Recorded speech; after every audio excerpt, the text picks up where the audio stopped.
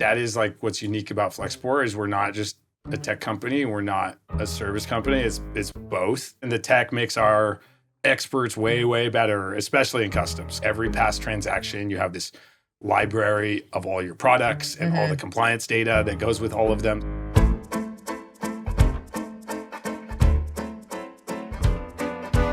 Welcome to the Room Podcast.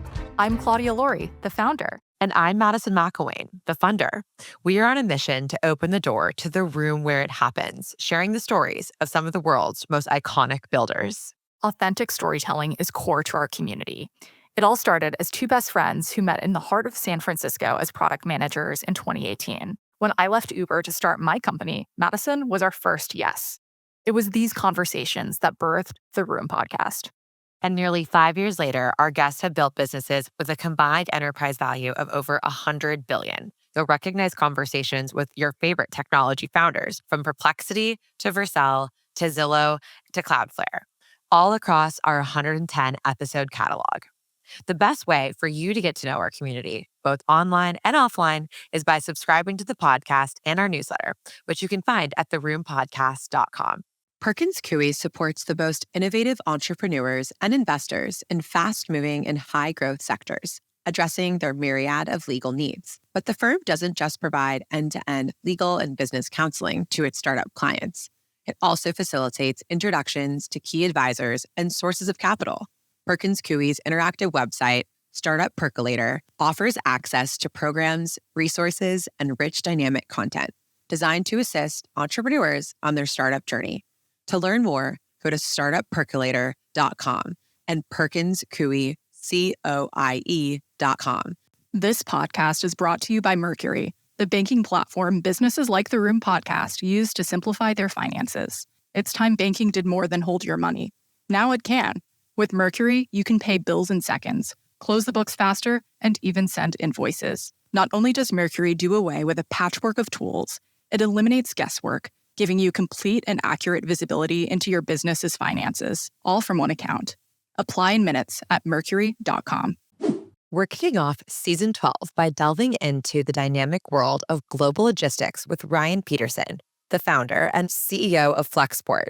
Flexport is redefining freight forwarding by bringing much-needed transparency and technology to a space long characterized by paper, phone calls, and frustrating inefficiencies.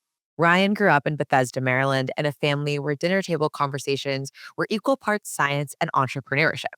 After stints in China, where he and his brother built e-commerce and data ventures such as Import Genius, Ryan saw firsthand how broken the global shipping industry was. That frustration and a love for solving hard, unglamorous problems ultimately inspired him to found Flexport, entering into a YC batch. In this episode, Ryan opens up about leading Flexport through a $935 million Series E round that once valued the company at $8 billion, weathering a valuation reset through a tough logistics market, and ultimately recently launching a suite of new AI-powered products. In April 2025, this has never been more important amidst growing geopolitical tensions and shifting tariff policies. Ryan shares with us how Flexport is helping customers stay resilient, whether that's through better customs compliance, smarter container optimization, or simply making sense of these rapidly changing regulations. Themes in this episode include navigating the evolving landscape of tariffs and trade policy in 2025, disrupting a highly regulated industry, and of course, AI's impact on supply chain management. Let's open the door.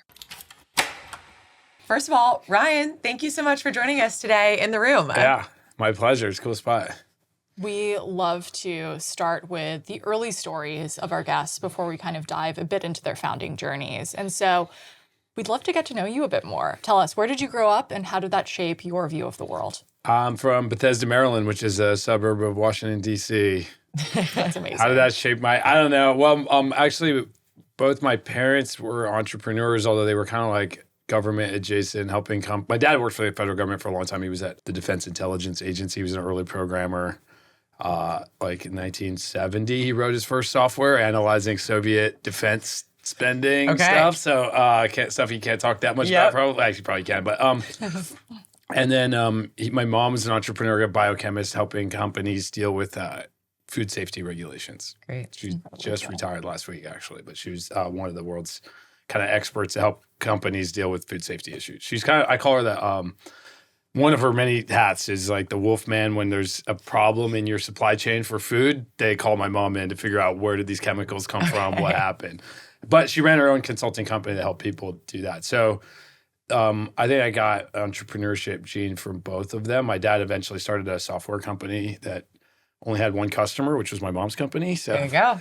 most of the dinner time conversation in our house was about business and science. So that I probably got some definitely early influence from that, even though DC is not like an entrepreneurial town or a business town, really. You say that, but we've had so many guests on the podcast that have had like political careers and have worked in Washington. Okay. So I think there's probably like a good personality or experience thread to pull there. Yeah. Maybe like high agency politician types like striving for power, but that's not like DC normal people, like middling lobbyist bureaucrat types. So never met any of those people when I lived there. Given that your parents were both entrepreneurs, when you were younger, did you think you were going to become a founder? I don't know if I really thought much about it when I was much younger. Really, I would say the bigger influence on my entrepreneurial journey was my older brother. So he's like a natural born founder and a really great computer programmer. He was like 14, I was 11. Oh, wow. He had this would have been before the web browser, several years before the web browser came out. So he built it's called like a BBS, bulletin board system. Actually, they used to call it a MUD, multi-user door, which now we would call like a massively multiplayer online role-playing game. Oh, interesting. Like World of Warcraft, but no graphics. It was all text. So it was Dungeons and Dragons, and you would like navigate this thing. And he had hundreds of thousands of users when he was 14 dialing into this system. And then he became, post-college, he was a programmer at Intel, but he on the side had this business that eventually grew into a big company, and I went to work for him when I graduated. So he was like the real entrepreneur in my life and kind of gave me the confidence to become an entrepreneur. He's a co-founder of Flexport, and he does other stuff now, but he's been like, my main advisor in business world. That's incredible when you have, a family member and someone you trust so much to be able to be with you in that journey. Yeah. You mentioned graduating school. Let's talk about school for a second. You went to Berkeley, then you went to Columbia for business school, and then 5 years later, you founded Flexport. Tell us a little bit about these precursor years prior to Flexport. After Berkeley is when I joined my brother's startup and did that for several years. In fact, I moved to China working for him. I did all kinds of jobs, like we built the websites and sales and service. So and like, it was not honestly, we never used the term startup. We were just trying to make money. We didn't have investors or anything like that. My brother's such a good programmer. If we were smarter, maybe we'd been in the Bay Area. We weren't living here at the time. Might have been more in tune with like SaaS because he had largely built the system. It was pre-Shopify. We were an e-commerce business, buying stuff in China, selling it on the internet in the US. China and other countries, but it was really kind of early China days, early 2000s. And we built this e-com software it was pre-Shopify, so checkout software, payments, no Stripe, no, you're kind of like authorized.net. I forget all the different systems, but it was in the cloud, like inventory management. We didn't know how to use NetSuite. It was 99. Salesforce was, I think, founded in 99. It was we should have sold the software. We didn't understand that was a possibility because it was in the cloud. Like you accessed all the software that we built that my brother really coded through the browser, like to run our whole company. It's pre-AWS too. There's not even right. Yeah, it was hosted on our little machine. If we'd have been smarter, we'd have just sold SaaS. Instead, we sold motorcycles made in China that weren't that great. Well, we were the first dealer in the United States for Geely. Geely is the Chinese car company that bought Volvo. Now it's like one of the top 2 or 3 Chinese car companies, but at that time we were selling their 50cc 2-stroke motorcycles. So that was the first business, and then I moved to China, really to have some adventure. I'm okay at languages. I don't have any natural gift for it, but I enjoy learning. I get like a smile on my face when I try to speak another language. So decided to try to go learn Chinese. So I moved to China, lived in China for a few years, running the supply chain, like sourcing the goods, buying stuff, negotiating everything, plus doing everything, still maintaining the websites and building stuff and doing marketing and everything else for that company. While I was in China, we discovered that the shipping manifest for ocean freight this is called the Bill of Lading in industry terminology. Yes, I've heard of that. This is a public record in the United States. And nobody had done a really good job digitizing those, making them searchable. So they're public, but like not accessible. So we figured out how to get our hands on them through some creative government relations, the Freedom of Information Act, and then built like a web data ingestion system to build a search engine around this data. Wow. And sell subscriptions to that. So that's a company that we founded called ImportGenius.com. We still own that business, my brother and I, and our third partner, Michael Kenko. So, and Import Genius is now like the leading search engine for ocean freight, shipping manifests. Is a niche business, but if you want to look up, people use it for a number of things. You can look it up, look up any company and find out where they're buying their stuff because it shows you all the involved parties, show you what they bought, how many units, how many containers of volume. So it's a nice business that we built, some data as a service. So we eventually actually ended up shutting down all the importing businesses because it's much better to sell data than better margins. Yeah, that's a great business. It had so I did that I was the CEO of that company for 5 or 6 years. Got it to it's a great business. It's quite profitable. It's a great product. People love it, but it's not like the biggest. It's a niche business, let's say. Not everybody needs subscriptions to ocean freight shipping data. And you don't, it was hard. Like I tried so many things to make it grow faster or retain clients higher. And at some point, like I was running out of energy to keep making put more into it. And so that's where I started coming back to the idea of like shipping stuff with our importing business was way too hard. And there's no tech, and the companies that provide these services I don't like when people treat me like an idiot. And I felt like they were constantly treating me like an idiot. I don't mind if someone's really smart treats me like an idiot. It's like when people I don't think are very smart are treating me like an idiot. Like, so I was getting a lot of that from the industry. And then at the same time, there's no tech. And when we had built the importing business, the trading company, we had built a lot of automation for outbound trucking, like because they were shipping motorcycles. And so my brother built this system where you could get a quote from a trucking company and then generate the bill of lading or the delivery order for a trucker to come and pick up your stuff, get quotes, book it without all in our software. We didn't have to log into their system. And again, this is like in the early 2000s. So the trucking companies were reasonably okay at tech. Like there was a web portal you could log into, and then advanced. It was okay. When we went to the inbound side, we tried to wire up similar stuff for customs and freight, inbound ocean freight, and just like nothing. There was no system at all, and you'd call them, and they were rude to you. And so that was like that was the original dawn of the idea. So you had a lot of pain points, and you're doing business in China in the early 2000s. Before we go a little bit more into Flexport, what was that like? Amazing. I still go to China a lot. I love China. I speak Chinese, and I have a lot of fun. Chinese people are amazing. Chinese food is the best in the world. In fact, I rank like the global cuisines. Yep. Yeah. I would put number 1 is Sichuan, number 2 is Shanghainese, number 3 is Cantonese, and then you get to like Italian is number 4. What's your ranking, Claude? Honestly, I'm aligned with that ranking. Right. I'm half Chinese. As a funny aside, we were thinking about, because some family in China was like, your podcast will have a lot of pull with the Chinese market. And so we were thinking about translating the podcast into Chinese. Let's we do could it. have done this podcast in Mandarin. I would have had to sit that one out, but AI make it translate pretty There we easily. go. So- that would have been a lot easier. So that time in China, I remember telling people when I was living there, it was 2005 and 2006, so 20 years ago, and I would remember telling people like, this must have been what my great-grandfather felt like when he came to America, like land of opportunity, could kind of feel like anything's possible.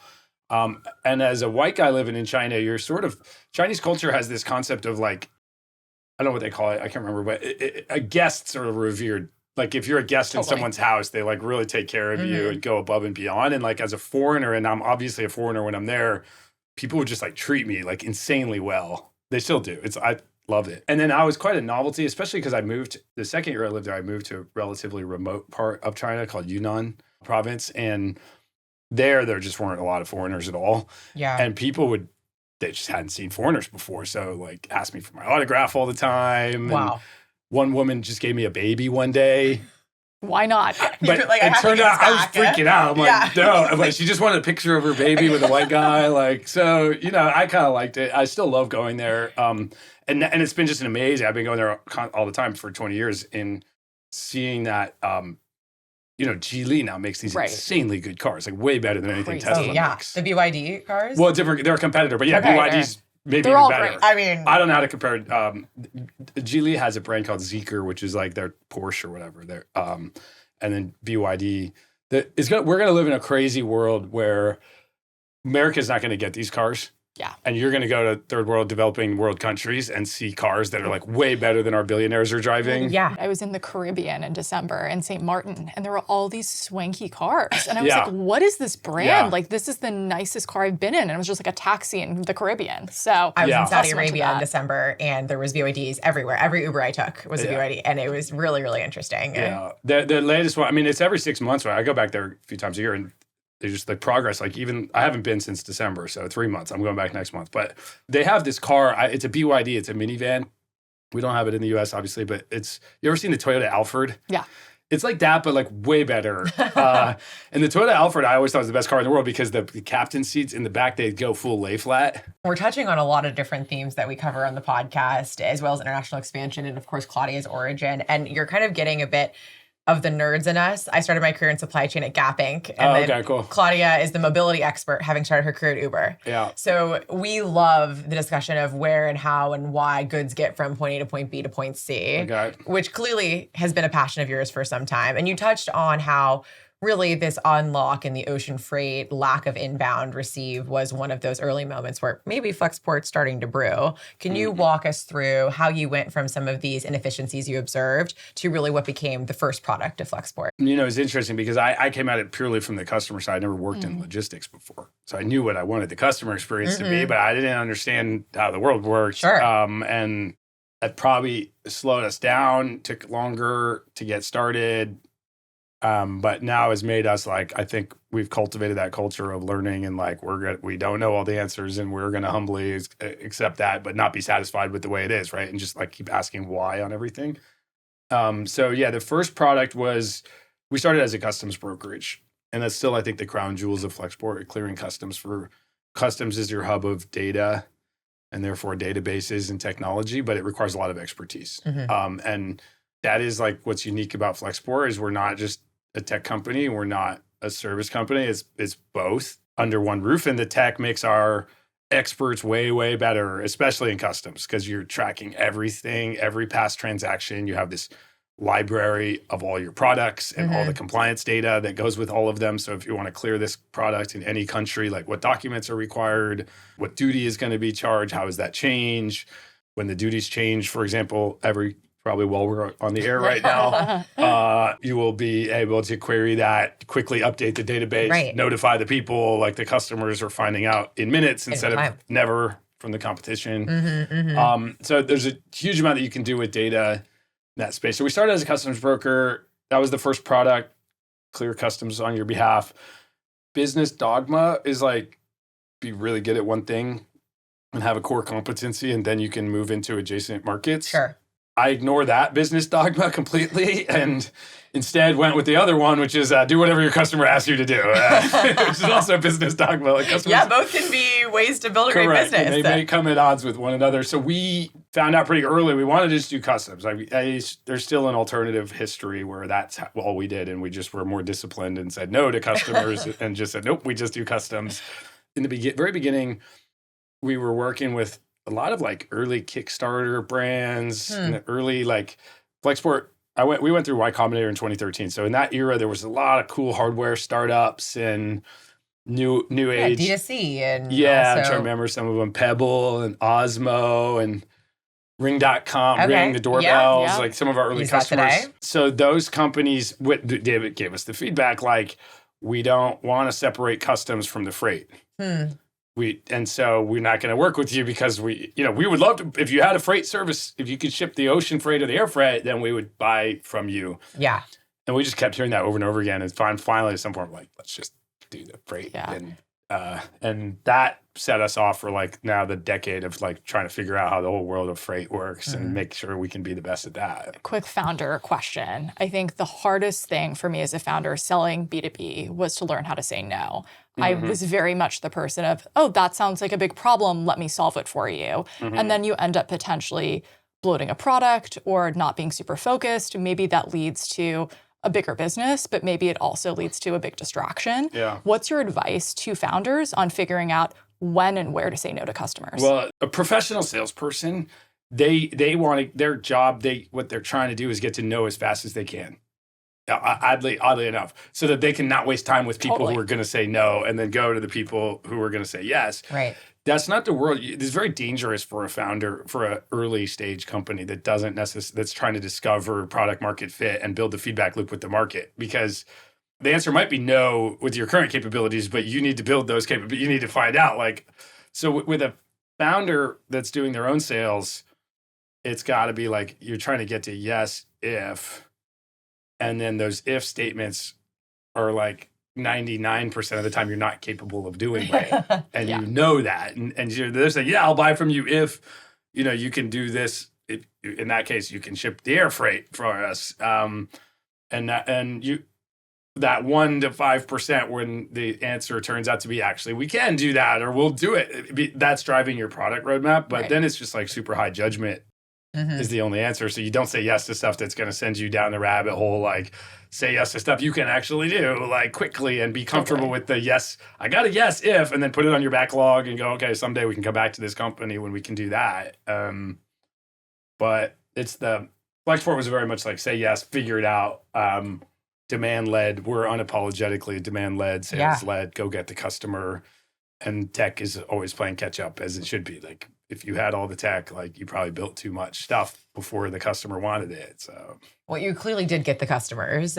We're talking here today, and you heard that kind of combination of customs and freight. So who was the first person to say yes to trusting you with both? And how did that process go? I don't know if I have permission, which brand. It's always like, under legal terms of U.S. Customs, you're not allowed to talk about your customers unless they have explicitly said yes. That's good to know. Yeah. The very first one, I'm not sure I could talk about it, but it was one of the very early ones was a watchmaker. And they, in that case, they were like not only pushing us to do the freight, but they in this spirit of like getting a yes if, we went to their office and whiteboarded, gave the head of supply chain a magic, whiteboard marker. It said, you can draw your ideal command center, your single pane of glass to control your global logistics. What do you want it to look like? And he just brainstormed with one of our designers and product UX guys, and they came up with like this thing. And then we went and built it over like the course of a month and a half or something. And we came back 6 weeks later with like, nice demo, beautiful product. He's like, wow, that's amazing. Like, yeah, that's you guys I remember his line, you turned me into a computer programmer. Amazing. And then he said, okay, if you can get to this price on the ocean freight, I'll move some containers with you, like several hundred containers, which for us, that was a big deal at the time. Now that's like kind of a small customer, but that price was half of what we were buying freight for at the time. So then we got like, okay, now I got to go figure out how do I get freight cheaper and I have a customer if I can. That's a little different about our market and our business was usually if you're we're not like a marketplace really. It's a service that we deliver. In a pure marketplace, you would need the buyer and seller to line up at a single moment in time and like consummate that transaction. But for us, we had several months to go find a ocean freight provider that could like put down to get some business from us and support us.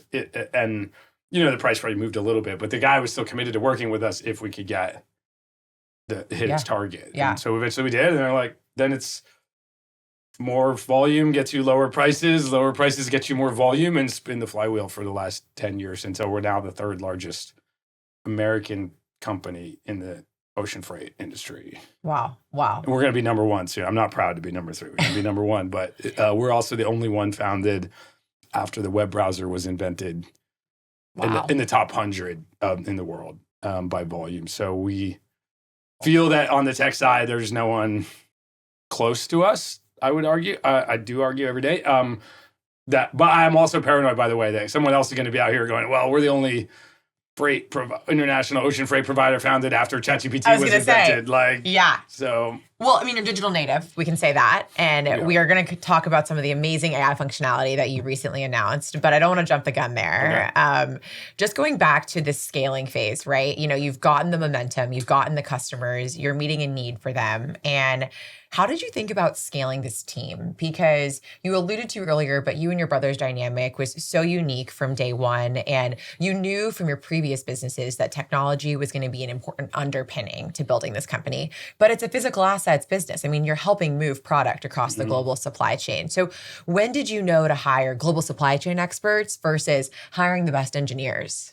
We needed them both from day one. I mean, I think Flexport's, I don't want to say her age, but she was, let's just say she retired a couple of years ago and was like, retired. Not because she's that rich. I mean, she made good money, but our first employee was like, I've been in the industry for 30 years. And I think employee 5, he's open about his age. I think he's in his mid 70s, right? So we've always had these kind of grizzled old guys and mix that with young tech talent. And I think, and be very global from day one. I mean, a lot of startups, you know, you get to focus on your core competency, which might be a core market. Right.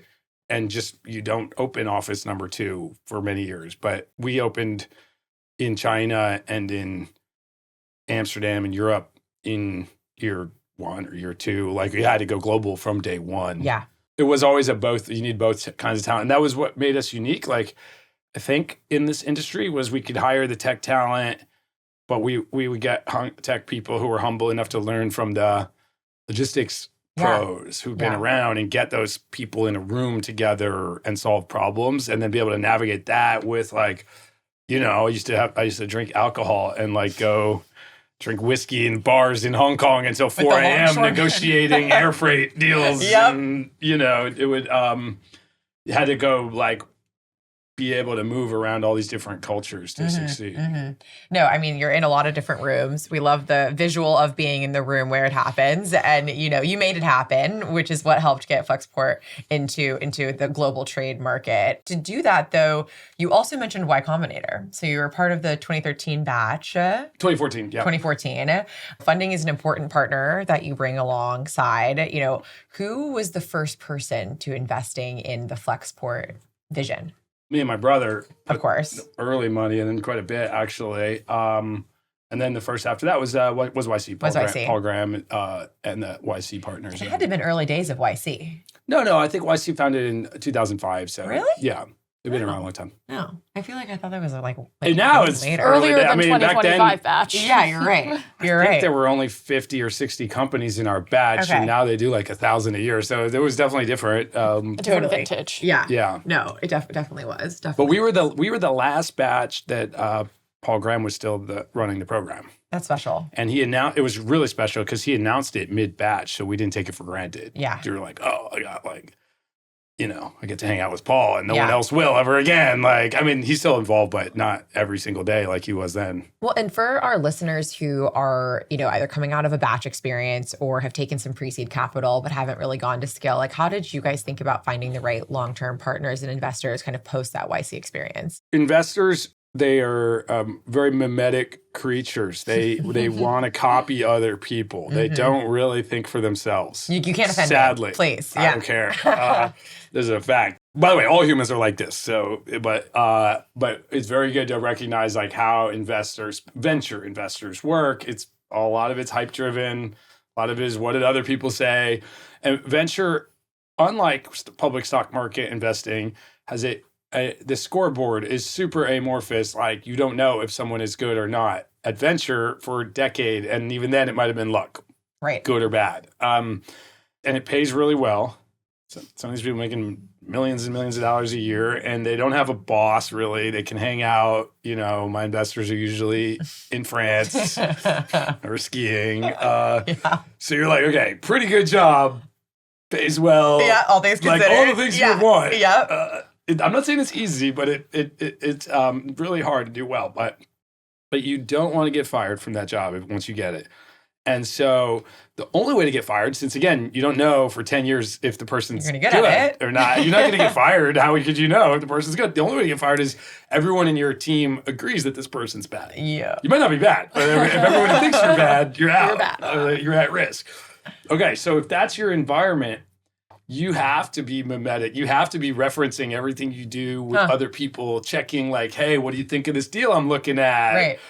You know, because you would think like if you got a deal, you'd be like, don't tell anyone. I got this awesome company. I don't want anyone to sneak in and take it. But like, actually, that's what you should do. Yeah. That's what Founders Fund does. Because they have managed, thanks to Peter's culture that he set, not to be part of the mimetic herd cycle to as much as they can. They have some vaccines against it. So if you're reference checking everything, then this founders need to know this because they can use it. It can work against you for sure. It's regression to the mean. Like investors are going to talk themselves out of good deals. You're like, oh, I was going to pay this, but these other guys are like, no, I don't think that's a good company. Yeah. So you get regression to the mean, or could be regression to the mean. The hype cycle. Oh, that thing is amazing. Yeah, did you hear about it? Oh my God! Like you see the revenue graph? The founder? Did you see how smart he was? Whatever. And so it can go and sort of get this U-shaped curve. Like they either you're screwed or they're going to love you. Yeah. And YC companies need to know that. YC, like the top 10 companies, now it's probably much more because the batch is bigger and the talent's probably getting better and better. But in my era, I felt like the top 10 companies were just going to absolutely crush it. And everyone's going to want to pile into those. But if you were like a median company, nobody loved you at all. They weren't knocking. So I thought it was very important to be like top of the batch. Yeah. Like, got to be one of the best. Absolutely. In fact, my friend, it wasn't me, I didn't have this line, but my friend who did YC, but during our batch, somebody leaked, during YC, the founders all vote on, used to, I think they shut this down because of our batch. Oh. The founders would vote who's the best company. Like mid-batch, they would vote who do they think the best. Is it a popularity contest? Basically. Yeah. That's and the founders would all vote on it, and then someone leaked that list to TechCrunch. Damn. And so the natural suspects are whoever's on the list. For sure. Because that's who would want to leak. And my friend's company, I think, was he was number 2 on the list. I don't remember if we were even on there. I can't remember. Maybe not. But his company was number 2. And YC partners called him in and were like, did you leak this? And he goes, I would never leak anything unless I was number 1. Which I like, you need to be. Checks out. Relatable. So I do think that there's a element from a founder to understand that dynamic, that what's driving it from the venture capitalist side. Like they are, through no fault of their own, chasing momentum and hype. And of course, they're super smart. Some of the smartest people I've ever met work in venture, and they're good people. I'm not trying to insult the entire class of people, but it is human nature to be mimetic. As a founder, you need to know, okay, how do I play that to my advantage? Which means you can't let in a more efficient market, or a market where these are all independent outcomes, meaning each investor you talk to is thinking purely for themselves. Then the more investors you talk to, the more likely you are to find the person who's going to have the high price. But in fact, the opposite is true, because they're all talking to each other. Mm-hmm. Not necessarily in an evil kind of collusion way, although there's a little bit of collusion that's kind of sketchy that's happening there. But they're just talking to each other to avoid everybody thinking that they're dumb with their deals, and the associates are talking to each other, if it's not the partners. Yeah. So the more people you talk to, the lower your price is going to be, the more they're going to talk each other out of deals. And then also the longer your thing runs on, it's a bit like a real estate, a house that's been on Zillow for like 2 years. It looks amazing, but clearly something's wrong with it. Off. Yes. Yeah. So you can't take too long. You can't talk to too many people. You need to make sure everybody you talk to is just super amped. So if they do talk to someone else, they're going to say amazing things. So don't talk to people who are in the wrong niche. Don't waste time with the growth. You're not going to change their investing patterns. If they've never funded something like this, they're not going to fund you now. And don't share metrics with random people. Or investors have unlimited time. That's all they do. And you do not. As a founder, you just focus on your business. So don't let people talk you into fundraising when you're not fundraising. It's so easy to make that mistake. Oh, this person is excited. I'm just nodding my head because everything you're saying resonates so deeply with my lived experience. All this I learned the hard way, by the way. So hard knocks, yeah. Well, I was lucky. My brother went through Y Combinator 1 batch before me for a different company that he started. 1 year before me. Yeah, so he like helped to learn. He didn't have as much success going through YC and fundraising. He actually built a big business and raised a decent amount of capital, but not quite as successful on a lot of metrics as Flexport. But he kind of taught me a lot. He went through some of the way. Yeah, he did for sure. So we've chatted a bit about fundraising. Let's talk a little bit about scaling, building a business, the tech. I think what's interesting with the market that you're building in is a lot of governments are involved. It's highly regulated. There's policy decisions. Sometimes that can either help or hurt when you're going after a venture outcome. How did Flexport figure out these dynamics early on? On the regulatory side, we are not a test case. So there's a lot of startups that are effectively like legal test case. Like crypto, should you be able to bank yourself? I don't know. Is this a security, a commodity, or do I need to have SEC registration or Airbnb? Can I run an unlicensed hotel from my living room? That's to say. Maybe not. It's a test case, and their business doesn't work unless they push that test and figure it out and work with the. Ours is like we are super, super regulated and we are willing and able to follow all of those laws. And I don't need to challenge any of them. Like they exist for good reasons, and I might disagree, but I'm like willing to follow all of them.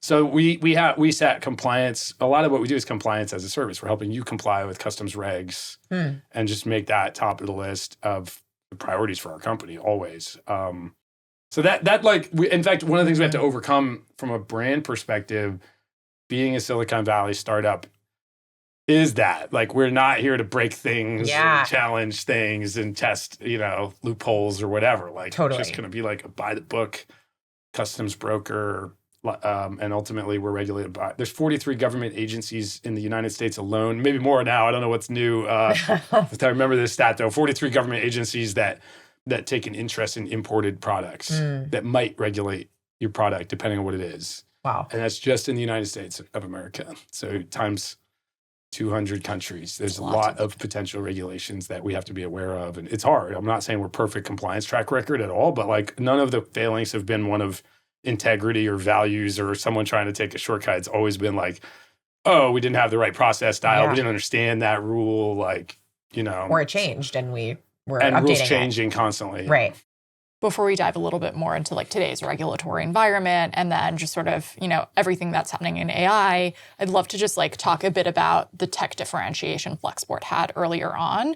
You're kind of like the biggest mover, newest company in the space, digitally native. What were some key tech bets early on that really like shaped the path for Flexport? So the early tech bets that we made were all around the user experience and about giving you visual representation of your freight as it's moving, line item level visibility of what items are on each container, and then predictive transit times. When are these going to arrive? That was like kind of the early with notifications if it was late. Yep. That was the very simple. So novel. Can you believe? Stuff that you would expect. You would think.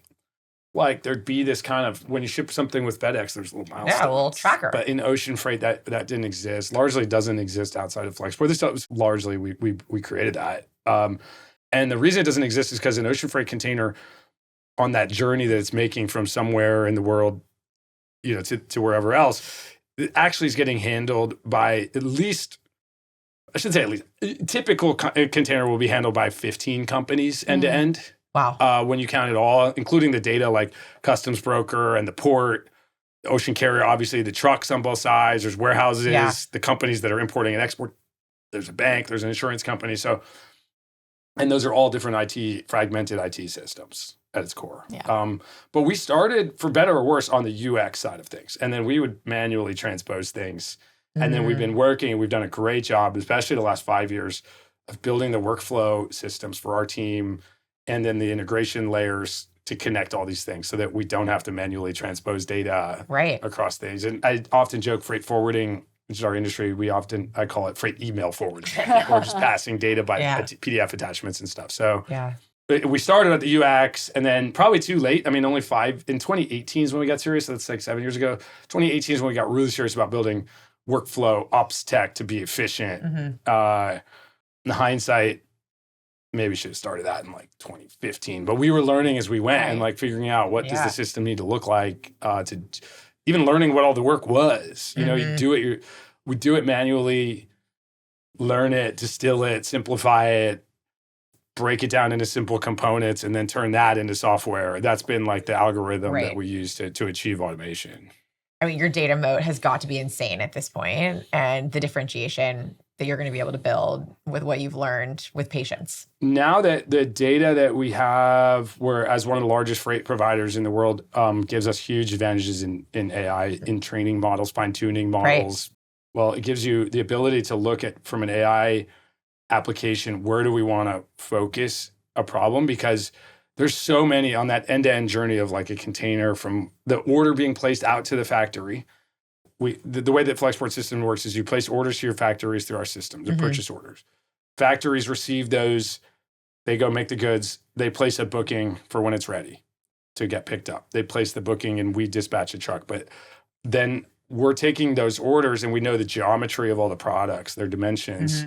We're doing that geometry to figure out the optimal container load plan. To maximize the number of items. Shove it in there. If it doesn't fill up the container, we will find one of your other factories and bring that in and consolidate across factory. Incredible. So you're we typically, when people adopt that algorithm, reduce the number of containers by 10% that people ship, which is a really big deal for the world. It's your bottom line directly. Then, totally. And people are arguing about 5% of freight. They'll kill you for that. But I'm like, well, how about we just... Yeah, let's just do this. This. And algorithms are basically free. And then from there, software that places the booking. So now you can use Flexport's contract, I should say, or you can use our tech and we'll place the booking with a different provider. If you want to buy, big companies will buy their freight directly from the ship owners, from the ship operators, the carriers. It's like getting closer to the steel, cutting costs. But we can allocate that and we manage it. Oh, wow. Then you clear customs inside and in export customs in one country and import in the other.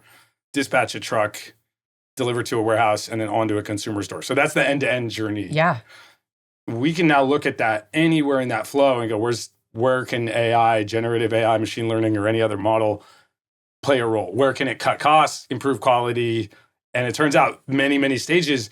But on each one of those, like most of them are not like company worthy. So startups that are trying to make it company worthy and say, hey, I'm going to build a whole company that does this, automate appointments at the terminal or...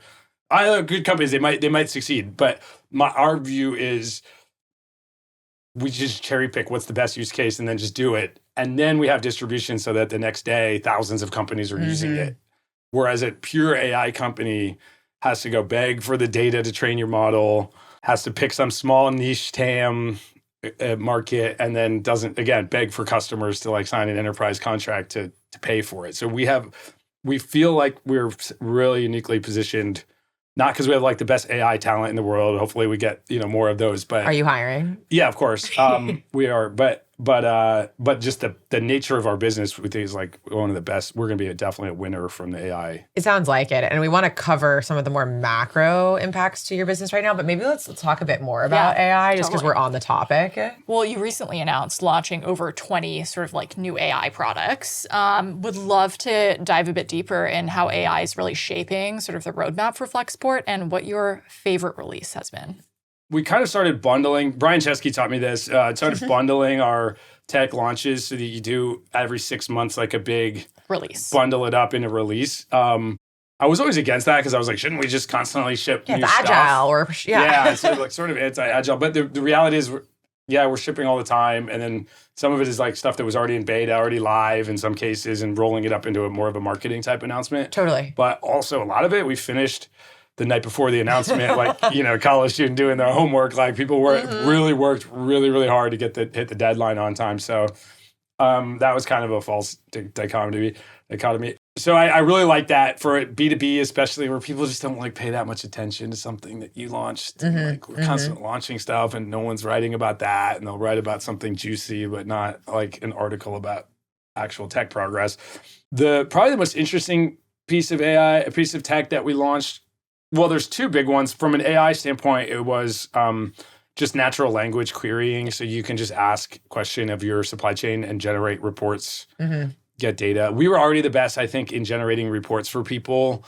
Our competition mostly will generate a report for you across their disparate systems, have a human merge it in an Excel file and mail it to you once a week with your report. And we have, for a long, long time, since the beginning, basically made it possible to have a nice little analytics dashboard and download it yourself. But this makes it like so anyone can do that.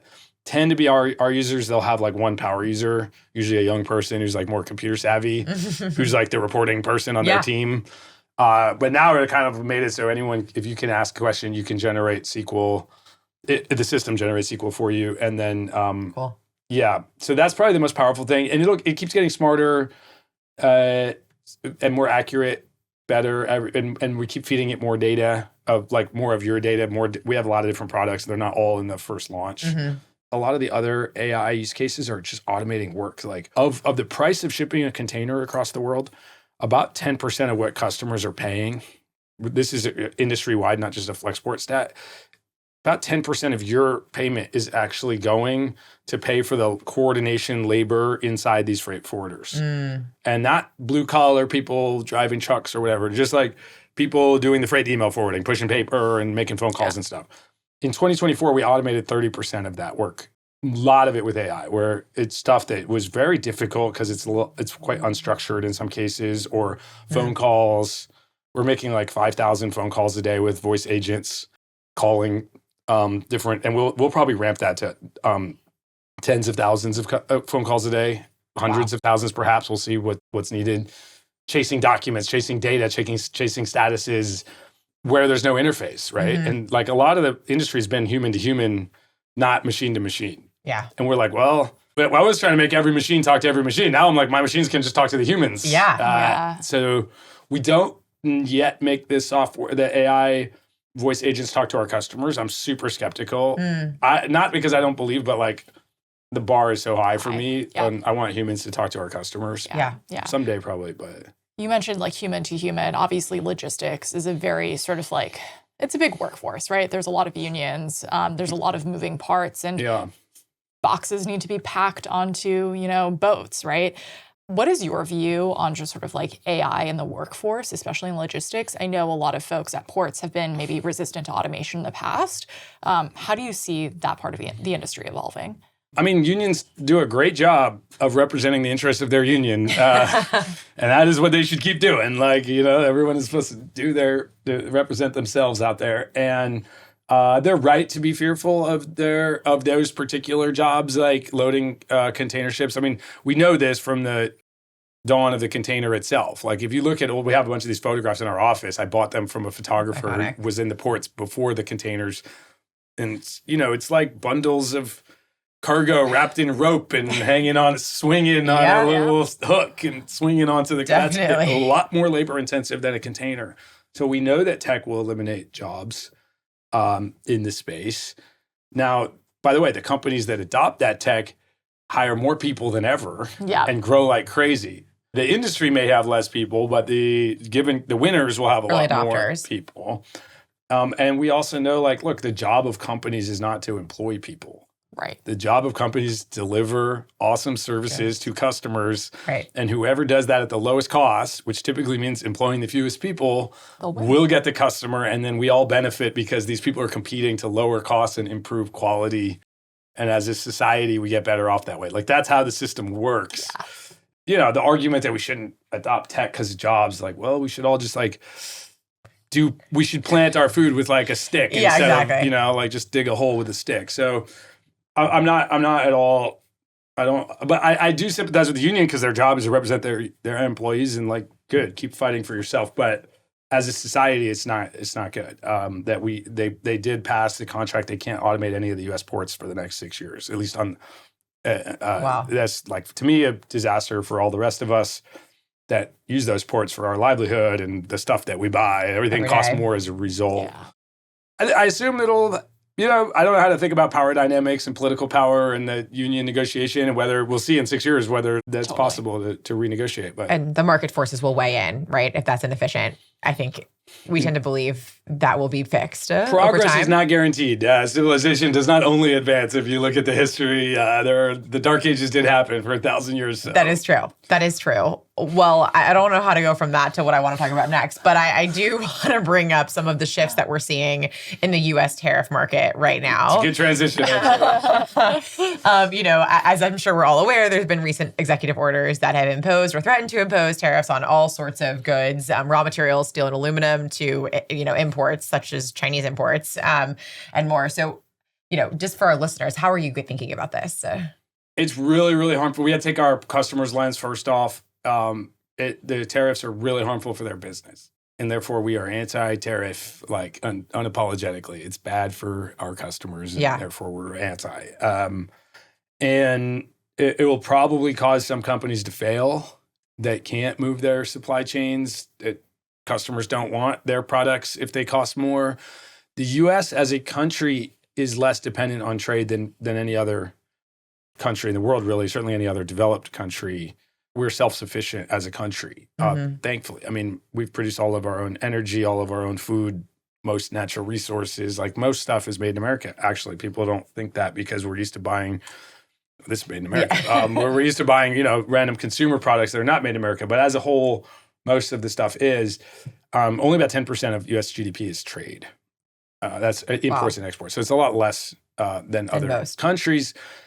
So I don't really have but I'm very anti-tariff. There might be a world where look, yes, there is a world we should make more stuff in America. It would be better. But as long as the dollar is as strong as it is, and therefore other countries' stuff is so cheap, tariffs are not really going to solve that.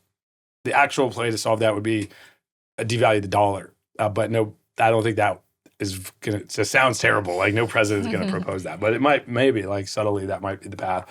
So our view is okay, really bad for our customers. What do you do about it? I think, and it might hurt us. If companies fail, obviously that hurts us. They might owe us money. It might literally, it might really cost us money. I don't have that big of an ego that I should go yell at the president and tell him to stop doing that. Nobody cares what I think. Well, some people care. But we care. Yeah, but no one in the White House cares what I think, I should say. And whatever, they got their own agenda. They should. They hopefully know what they're doing. We'll see. The one thing that we can do, and I think we do a really good job of it, we try really hard, is to help people figure out what is happening, with as much accuracy as possible, and quickly as possible, and help them to make good decisions. So these brands are really flailing about figuring out what is the new tariff rate, where should I move my supply chain? Should I, for example, if your duty rate used to be 0% and now it's 20%, or in some cases we've seen it go to 50 or higher, you now care a lot more about your valuation of the goods. And your valuation is not just what you paid for them. There are all kinds of rules about goods, because if you design those goods in America and you put a lot of CapEx into the factory in another country, there's formulas for how you can deduct these things from the value, and then that value, when it was times 0%, you never bothered. Yeah. But if it's times 50%, you're like, I better get smart about that. If you import something and then it becomes a component in a manufacturing process and you later export that good, you're owed a refund on the import duty. Or if you just import and then export, it doesn't have to be the same product, but a product with the same HS code, the same classification, you're owed a refund. Every year, $6 billion goes unclaimed in refunds from the U.S. government on these duty drawbacks, it's called. So we have all these services where we can help people, even when they roll out a new tariff, which again is every few weeks right now, we in 1 minute can run SQL queries and figure out who's affected by this. And tell them. And get it into the hands of account managers and start calling, within an hour we're dialing out and letting people know, hey, this has just happened. This is what would have cost you last year. By the way, we don't help people find new factories. Import Genius does that actually, but Flexport does not. But as you do that, we'll set you up and make sure that your logistics run smoothly. As you move to a different manufacturing country, for example, amidst many uncertainties. So and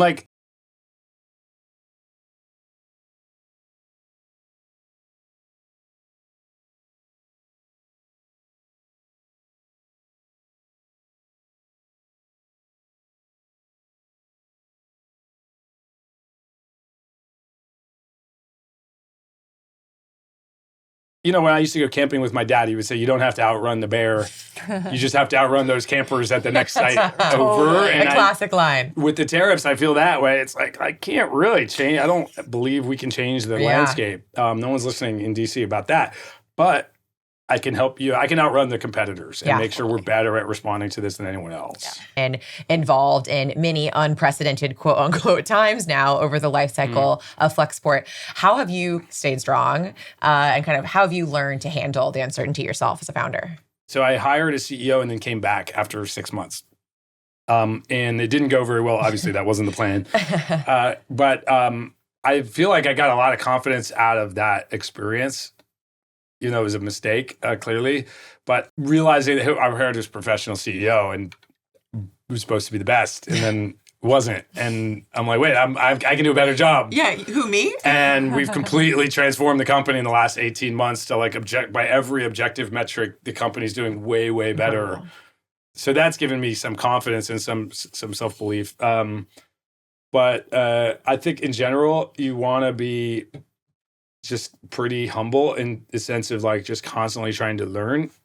That's my only mission, honestly. That's why I love Flexport. It was the best avenue to learn about the world. Mm-hmm. And so as long as we've built like a really healthy, like we are here to learn, problems are great, let's celebrate them so we can learn how to solve them, learn together, build like a really great learning organism, then it doesn't, it's sort of like we will get through whatever happens is like yet another learning opportunity. What's that? Man's Search for Meaning. Have you ever read that book? Yeah. Great book about a Holocaust survivor. And like the core lesson is like, you do have a choice. Bad stuff's going to happen to you in the world. Between the bad stuff and your reaction, you have agency to decide what does this mean and what are you going to do about it? Yeah.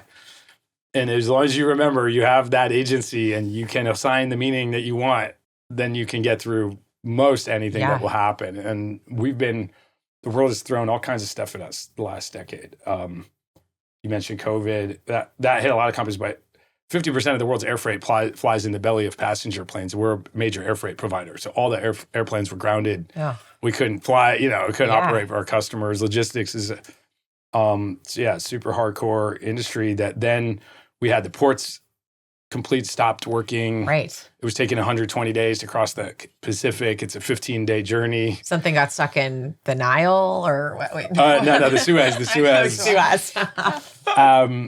Yeah, that was pretty minor. I'm kidding. But more importantly, more recently, the terrorists in Red Sea is we haven't been able as an industry to use, as a civilization, haven't been able to use the Red Sea for ocean containers for over a year and a half now.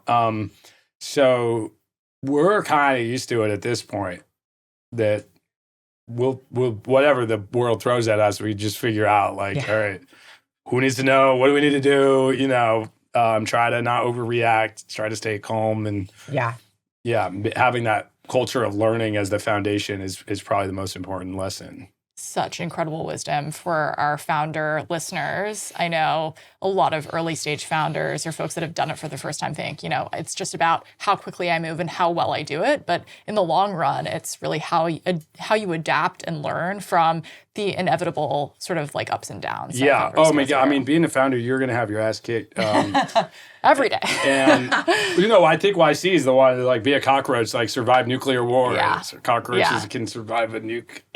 And so you guys have survived a few nukes, I'm going to be honest. You have to be, build yourself to, in the long, you don't know when you're going to be successful or how even, but if you never die, you will win eventually. Yeah, maybe there's a chance.